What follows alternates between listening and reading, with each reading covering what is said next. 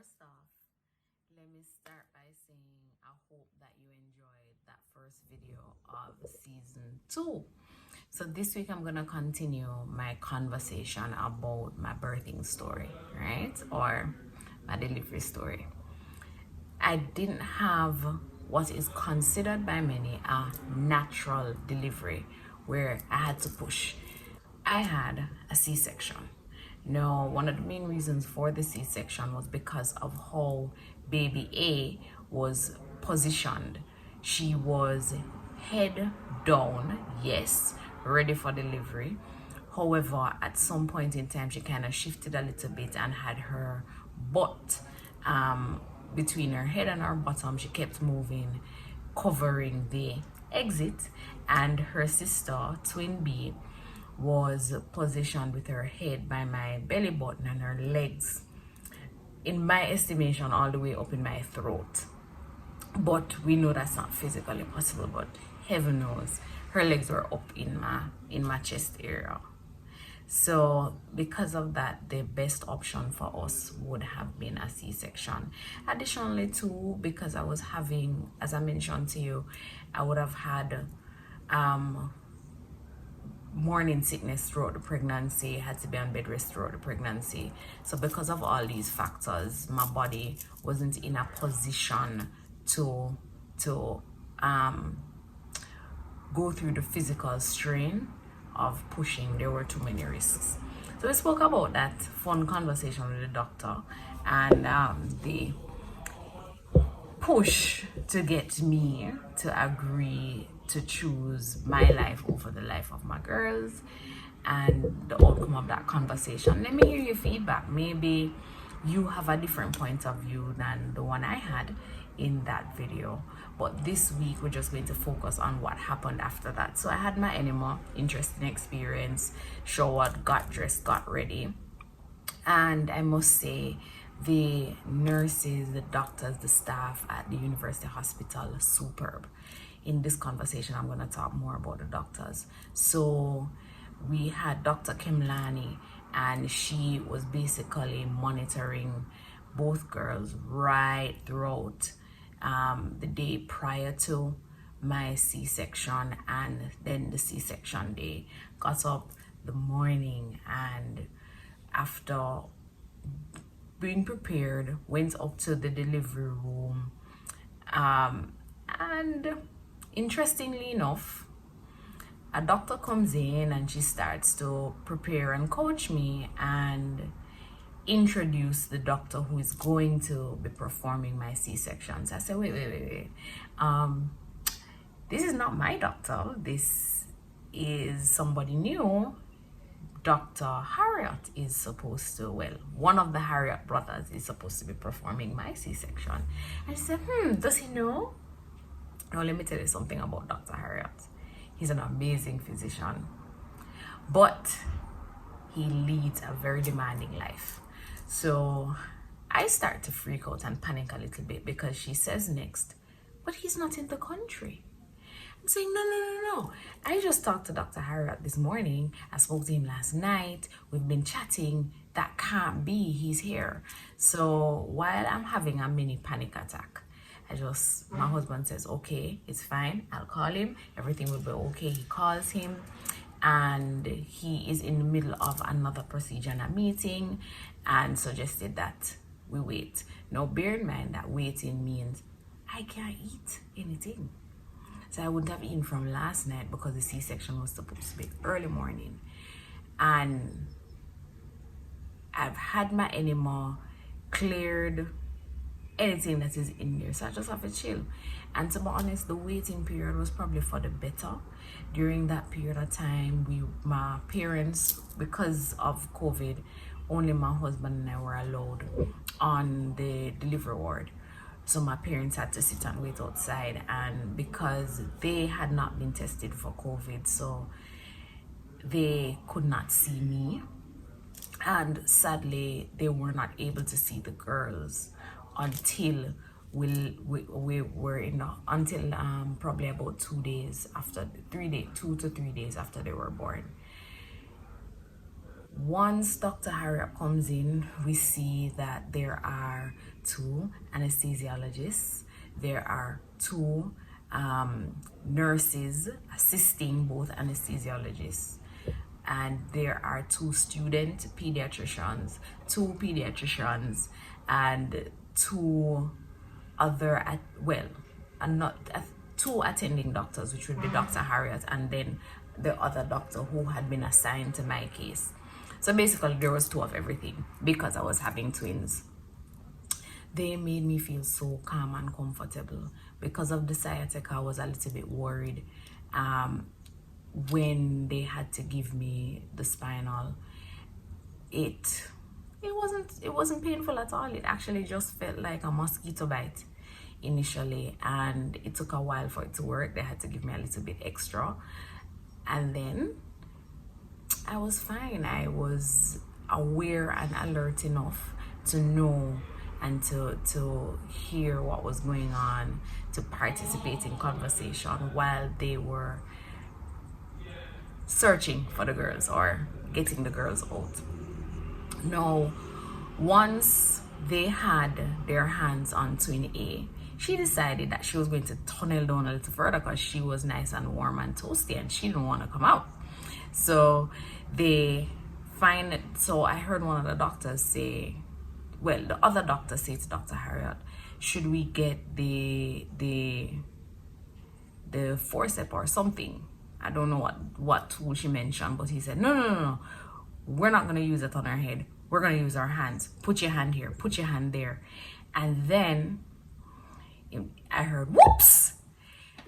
Okay, I'm wondering what's going on there. Apparently, while twin A was still trying to get back inside, twin B said, hey, you ain't leaving me alone in here, and was popped out at the same time. So both girls literally were born at the exact same time. There is no 1 minute or 1 second time difference.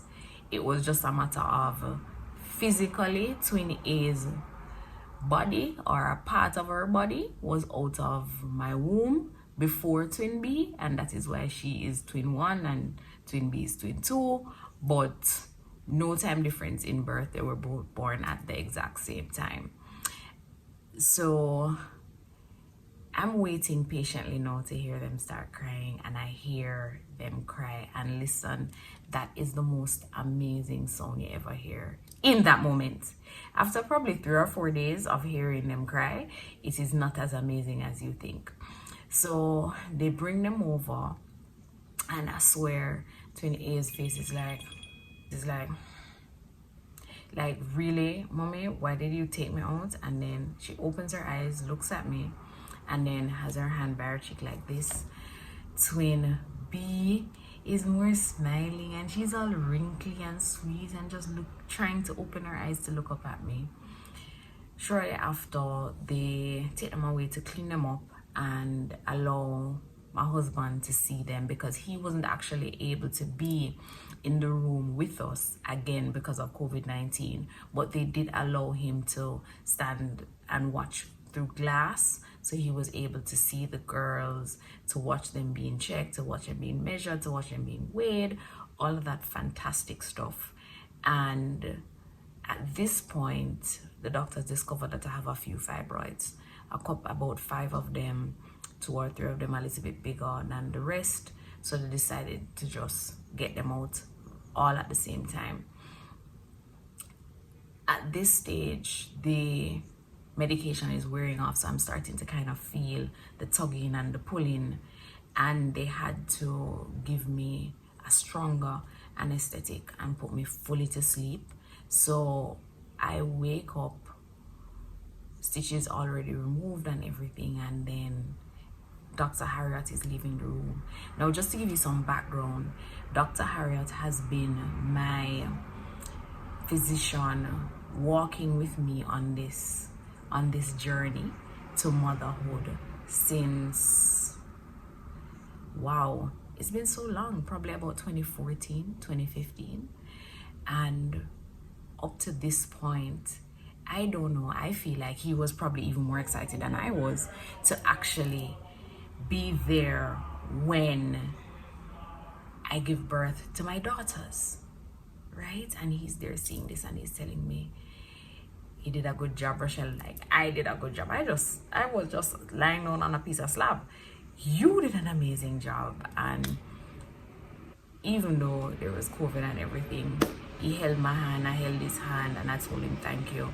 And while I was already teary, I cried in that moment because for me it was just so touching and so amazing, and it felt like I had taken on this journey. My husband and I, we had taken this journey with a friend, you know.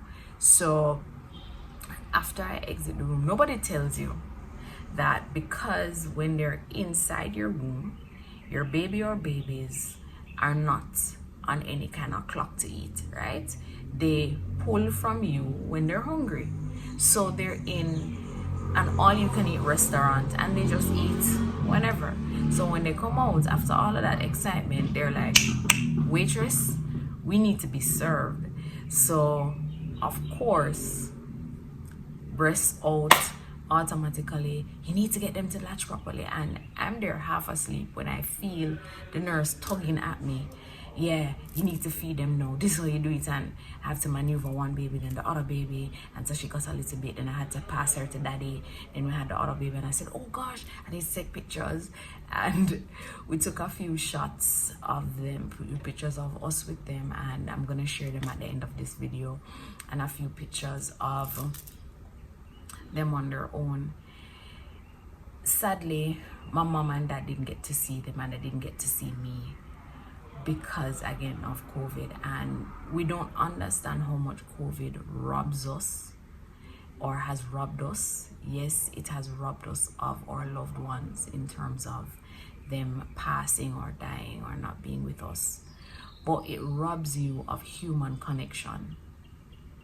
The only person that was allowed to hug, embrace, touch you in that moment when my husband wasn't there, even he at some point wasn't allowed to touch me, to hug me, to embrace me, until it was safe enough to do so.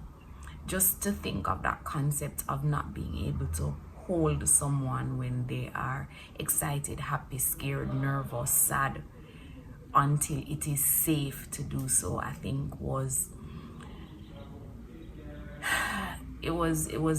rough for me when we went to our room and I was there alone with the girls that night. Thankfully, the nurses on the ward allowed my husband to stay with us until pretty late. But when we were just sitting there and looking at the girls, there was just this flood of emotion, and we felt so blessed to be able to hold them, to hug them, and not have to be put under any kind of restriction to do so. Thankfully, thank God. And while I've told you already a lot about the breastfeeding process, but there's this connection that you have with them. My favorite part of breastfeeding was when they were sucking and they'd have their hand or put their hand on my chin or try to touch my chin or my face or my chest, like, okay, mommy, are you okay? Mommy, are you okay? Mommy, you're here. They are growing, they are amazing, and I love them so much. And honestly, a friend of mine told me, and I'm gonna end in a little bit, but a friend of mine told me, well, you know, it's going to be a bit painful. A bit is an understatement, and for those of you who've never had a C-section, I'm going to tell you about that in the next video.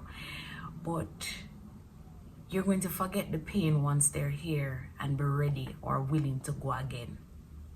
And to be honest, yeah, I'd do it again. I would definitely go a second round.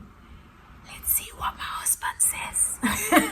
But I'd definitely go a second round. I definitely would. You do forget about the pain and the discomfort, because that is not something present in my mind going through that delivery day, going through the day of their birth. But trust me, it's worth it. It's worth it. Yeah. So see you next week when I'm going to talk to you now about what it's like for recovery post delivery when you've had a C-section. Thank you so much for tuning in. Remember to like, click, share, subscribe, tell a friend, tell a family member, especially if you know somebody who is going through the process of having multiples. Before I forget to, my delivery was done at the University Hospital of the West Indies. So that is a big important thing to mention, because it's one of the better hospitals when it comes to delivering multiples. Right? Thanks.